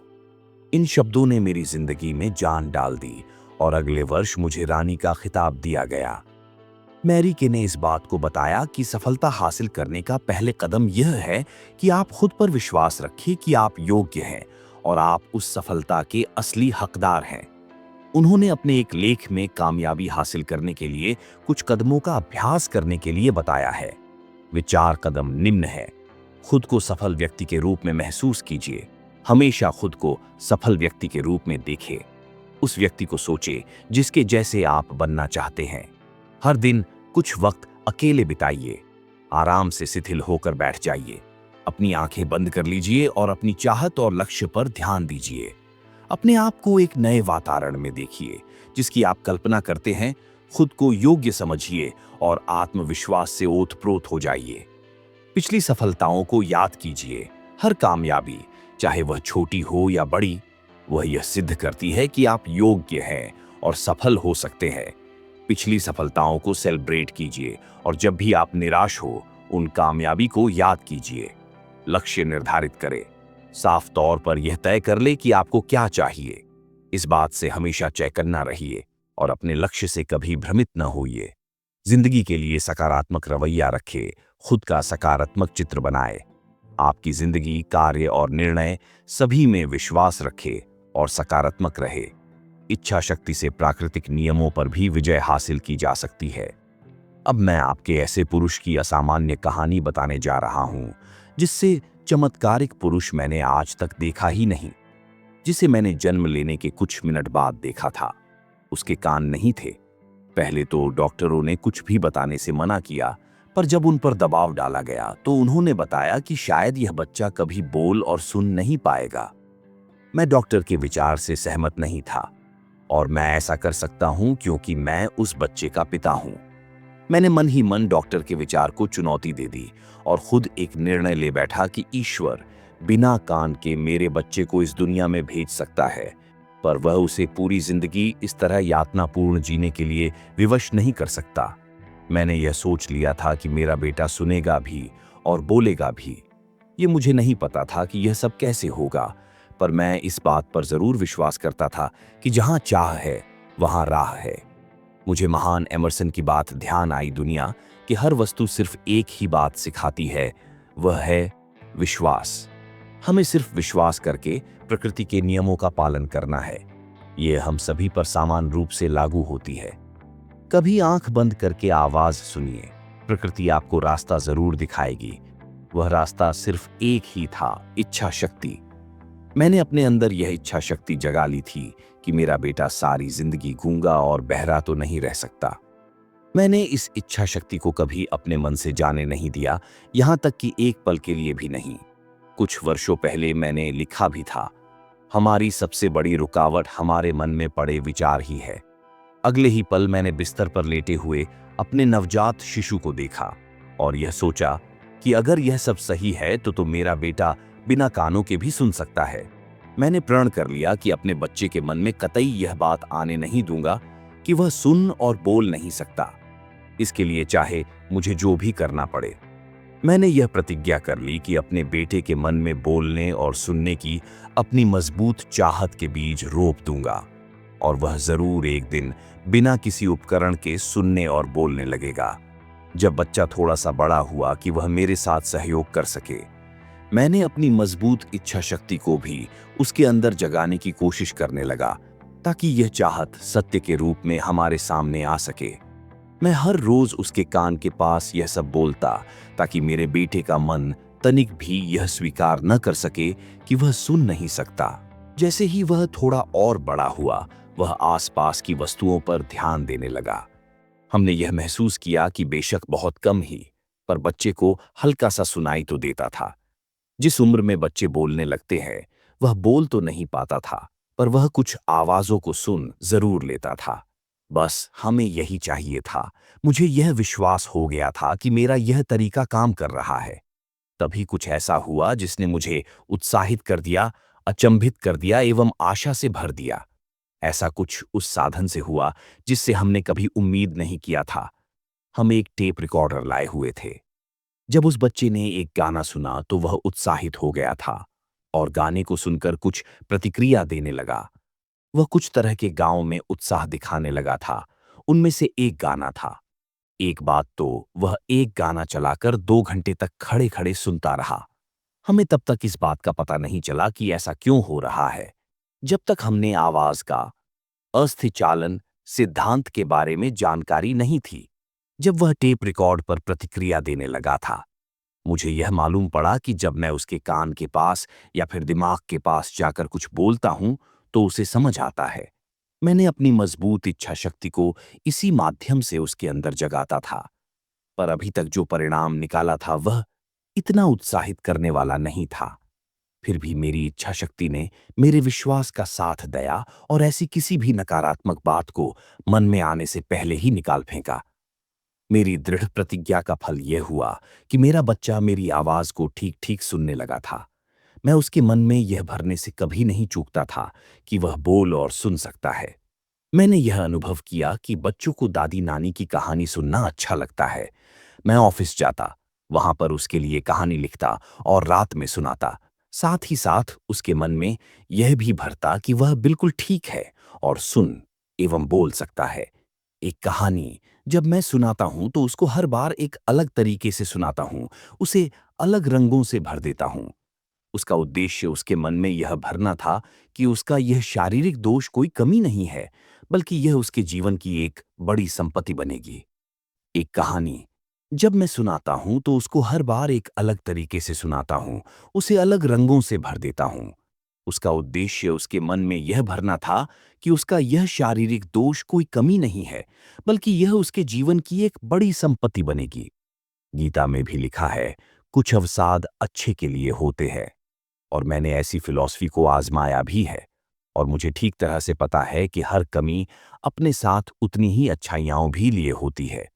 मुझे थोड़ा सा अंदाजा था इस कमी को किस तरह से उसकी संपत्ति के रूप में बदलनी है, और मैं हर रोज उसे कहानियों में पिरोकर उसके मन में यह भरने की कोशिश करता कि उसकी यह विकलांगता को दुनिया के बड़े काम आ सकती है। मुझे यह बताया गया था कि उसके कानों में ऐसी कोई चीज नहीं है जिससे सुना जा सके।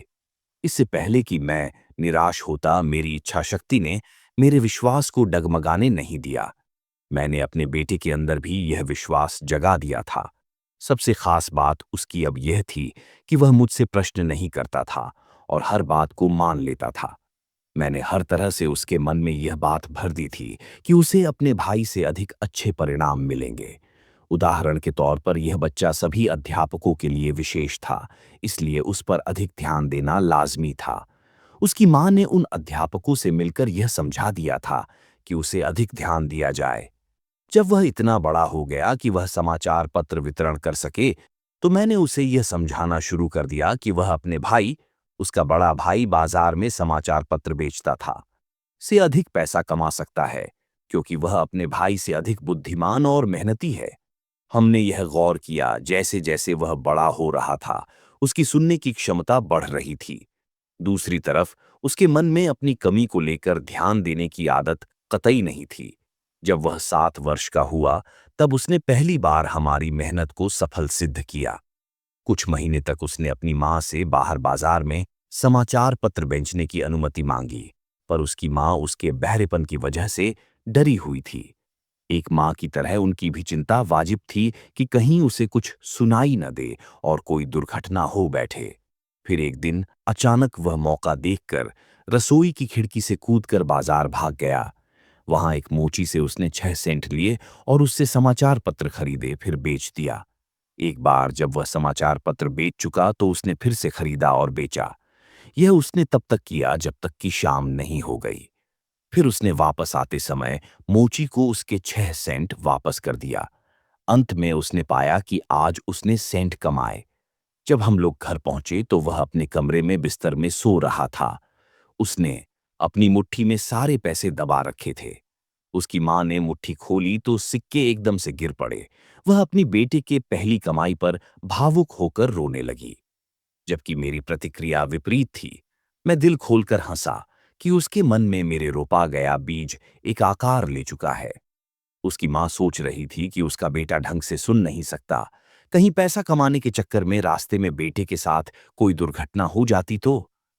मैंने देखा एक बहादुर, महत्वाकांक्षी, आत्मनिर्भर व्यापारी को देखा, जिसे अपने ऊपर पूर्णतया विश्वास है। उसने कदम उठाया और वह जीत गया। उसकी काम ने मुझे बहुत खुशियां दे दी, क्योंकि मुझे पता लग गया था जो मैंने उसके मन में रोपा है वह उसके साथ पूरी जिंदगी रहने वाला है। बाद में उसने इसे सही भी सिद्ध किया। जब उसे पाने बड़े भाई से कुछ चाहिए होता था तो वह जमीन पर लेट जाता, पैर मारने लगता, रोने लगता और उस वस्तु को हासिल कर लेता। जब उस हल्का बहरा बच्चा को कुछ चाहिए होता तो पहले वह पैसा कमाता और उससे वह खरीद लेता। आज भी उसकी यही आदत है। मेरे बच्चे ने मुझे यह पाठ पढ़ाया कि एक विकलांग व्यक्ति अपने सामने पड़े पत्थरों को एक रुकावट के रूप में न लेकर उनसे सीढ़ियां बनाकर अपने लक्ष्य तक पहुंच सकता है। वह छोटा बहरा बच्चा हाई स्कूल और ग्रेजुएशन तक पहुंच गया, जबकि उसे तब तक नहीं सुनाई देता था जब उसके अध्यापक उसके पास आकर जोर से न बोले। हमने उसे गूंगे बहरों के विद्यालय नहीं भेज। हम नहीं चाहते थे कि वह सांकेतिक भाषा सीखे। हम चाहते थे कि वह एक सामान्य व्यक्ति की तरह अपनी जिंदगी गुजारे, और इसके लिए हम दृढ़ प्रतिज्ञ थे। ये इतना आसानी से नहीं हुआ, बल्कि हमें विद्यालय के लोगों से इस मामले में काफी बहस भी करनी पड़ी। जब वह 10वीं कक्षा में था, तब उसने एक कानों में अच्छे से सुनाई देने के लिए एक मशीन लगाई, पर उसका कोई फायदा नहीं हुआ। क्योंकि जब वह 6 साल का था, तो शिकागो के रहने वाले जॉर्डन विल्सन ने बच्चे के एक सर के एक भाग का ऑपरेशन किया था। उसने पाया कि उसके कान में ऐसी कोई भी प्राकृतिक अंग नहीं है जिससे सुना जा सके। अपने कॉलेज के अंतिम दिनों में, ऑपरेशन के 78 वर्षों बाद, कुछ ऐसा हुआ जिसने उसकी जिंदगी में टर्निंग पॉइंट दे दिया। उसने एक ऐसी विद्युतीय मशीन मिल गई जिससे सुनाई देने में आसानी हो, जो उसने ट्रायल के लिए मंगाई थी। उसे उस मशीन प्रयोग करने में उतनी दिलचस्पी नहीं थी, क्योंकि उसने ऐसे भी एक मशीन का प्रयोग करने की कोशिश की थी, पर सफल न हो पाया था।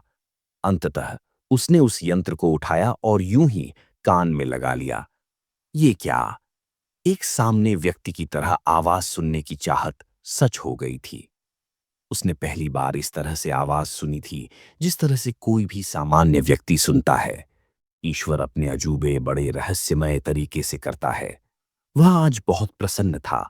उस मशीन ने उसकी दुनिया ही बदल कर रख दी थी। तुरंत वह अपनी मम्मी का फोन उठाने के लिए दौड़ पड़ता है, और बड़े आराम से उस दिन उसने पहली बार ठीक से अपनी मम्मी की आवाज सुनी थी। अगले दिन उसने पहली बार अपने प्रोफेसरों की ढंग से आवाज सुनी थी।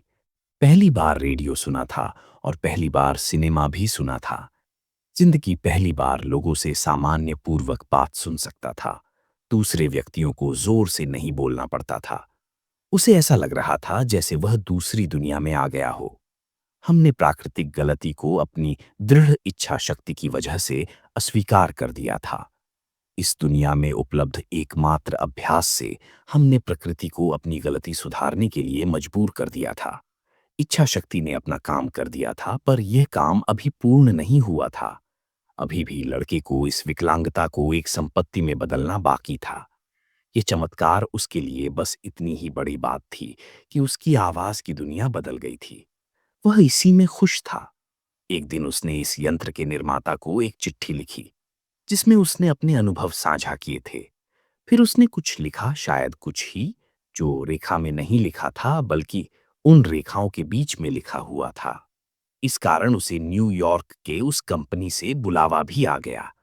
जब वह उस कंपनी के मुख्य अभियंता से अपनी बदली हुई दुनिया के बारे में बात कर रहा था, तो उसके दिमाग में एक विचार, एक प्रेरणा, आप जो भी नाम देना चाहे दे दे, उभर आई, जिसने उसकी कमजोरी को एक ताकत में बदल दी।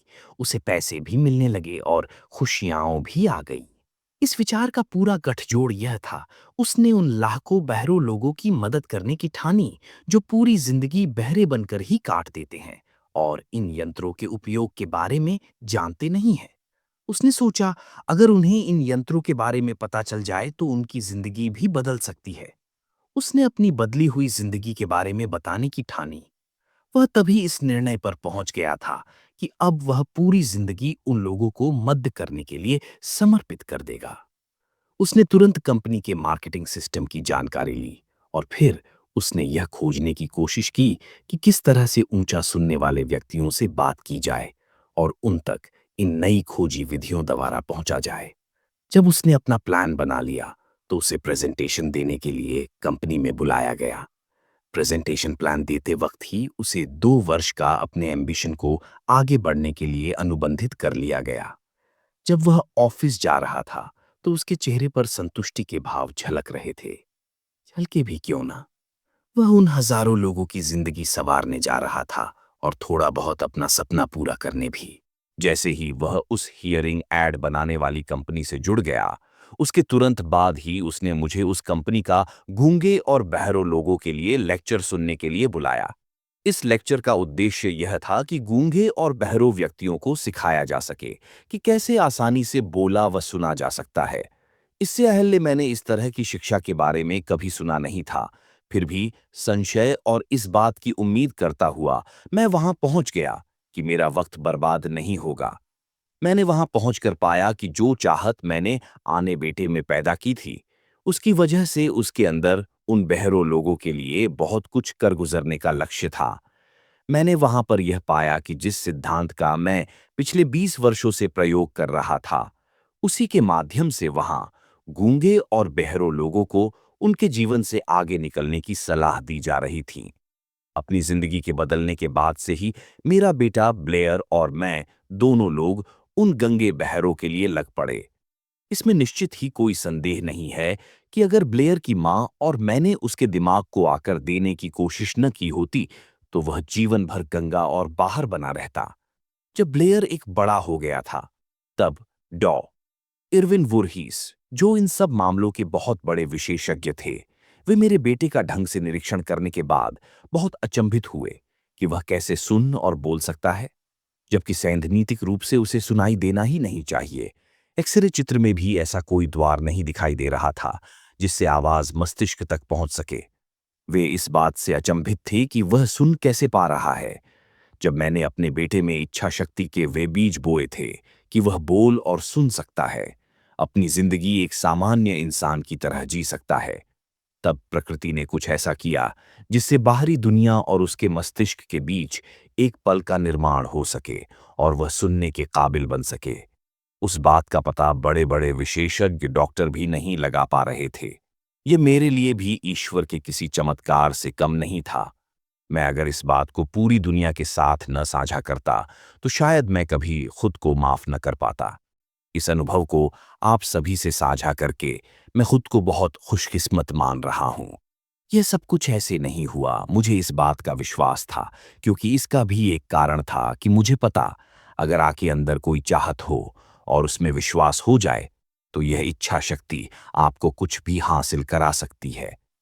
मुझे इस बात में कोई संदेह नहीं था कि एक मजबूत इच्छा शक्ति से आप किसी भी चीज को वास्तविकता में जन्म दे सकते हैं। ब्लेयर ने खुद को एक आम इंसान की तरह सुनने का सपना देखा और उसने वह हासिल कर लिया। उसका जन्म एक अपंग बच्चे की तरह हुआ था, जो इस बात के लिए काफी था कि बिना किसी चाहत के वह सड़कों पर पेन या कप बेचता नजर आए। अब वही विकलांग बच्चा कई लाखों लोगों की मदद कर रहा था, जिन्हें ऊंचा सुनाई देता है। ये सिर्फ मदद करना ही नहीं था, बल्कि उसको रोजगार भी मिल गया था, जिस वजह से वह आराम पूर्वक पूरी जिंदगी व्यतीत कर सकता था। जो सफेद झूठ मैं बचपन से उसके मस्तिष्क में भरने की कोशिश कर रहा था कि वह अपनी कमजोरी को अपनी ताकत में बदल सकता है, उसने इस बात को सच सिद्ध कर दिया। दुनिया में ऐसा कुछ भी सही या गलत नहीं है जिसे मजबूत इच्छा शक्ति और विश्वास के द्वारा वास्तविकता में तब्दील न किया जा सके। ये हर किसी पर समान रूप से लागू होता है। ये मेरा सौभाग्य था कि मुझे इच्छा शक्ति को अपने बेटे की कमी को सुधारने के लिए प्रयोग किया। इससे अच्छा शायद ही किसी को इतना नजदीक इस सिद्धांत का प्रयोग करने का मौका मिले। अगर प्रकृति इस इच्छा शक्ति के सामने झुक सकती है, तो किसी व्यक्ति या इंसान की क्या औकात है कि वह इस इच्छा शक्ति के सामने समर्पण न करे। यही मस्तिष्क के शक्ति की विशेषता है। हमें यह नहीं पता कि यह कैसे काम करता है। हर व्यक्ति, हर जगह और हर वस्तु के लिए यह सिद्धांत बिल्कुल अलग तरह से काम करता है। शायद इस बात को विज्ञान सिद्ध कर सके। मैंने अपने बच्चे के मन में वह बीज बोए जिससे वह सुन और बोल सके, और यह वास्तविकता में उसने सिद्ध कर दिया। मैंने अपने बेटे के मन में यह सुझाव दिया कैसे वह अपनी इस कमजोरी को अपनी ताकत बना सकता है, और उसने भी ऐसा कर दिखाया। ऐसे परिणाम किस तरह से आए, इसकी कार्यप्रणाली बताना कोई कठिन काम नहीं है। इस कार्यप्रणाली में 3 बातें हैं। पहली कि मैंने विश्वास किया अपनी उस इच्छा पर कि वह सामान्य रूप से सुन सकता है, जो मैंने अपने बेटे को बताई। दूसरा कि मैंने हर उस उपलब्ध तरीके से अपनी बात को दृढ़तापूर्वक लगातार प्रयास से उस तक पहुंचाई। तीसरा महत्वपूर्ण, उसने मुझ पर विश्वास किया।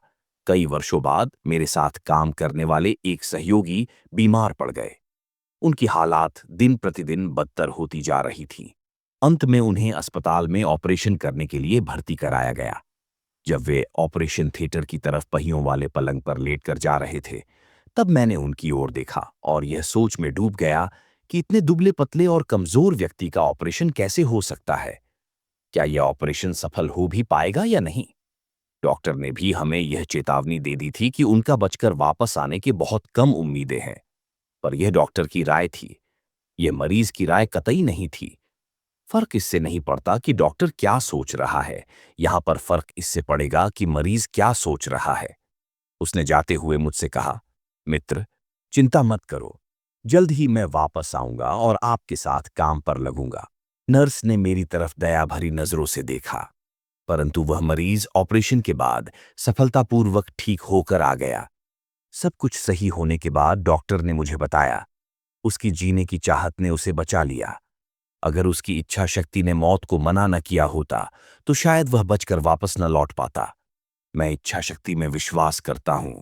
मैंने गरीबी से उठते हुए देखा है लोगों को, सैकड़ों असफलताओं के बाद सफलता की बुलंदियां छूते देखी है लोगों को। मैंने अपने विकलांग बेटे को एक सामान्य और सफल जिंदगी जीते हुए भी देखी है, जबकि जन्म लेते ही प्रकृति ने उसे कान दिए ही नहीं थे। इस अध्याय में अपने पढ़ा कैसे कोई अपनी इच्छा शक्ति का उपयोग कर सकता है। मजबूत इच्छा शक्ति से आप वह सब कुछ पा सकते हैं जो आप सोचते हैं। यह सब संभव है उस मस्तिष्क रसायन से जो प्रकृति आपको मजबूत इच्छा शक्ति होने पर खोलता है। दुनिया में कुछ भी असंभव नहीं है। वह सब कुछ आप पा सकते हैं जो आप सोचते हैं।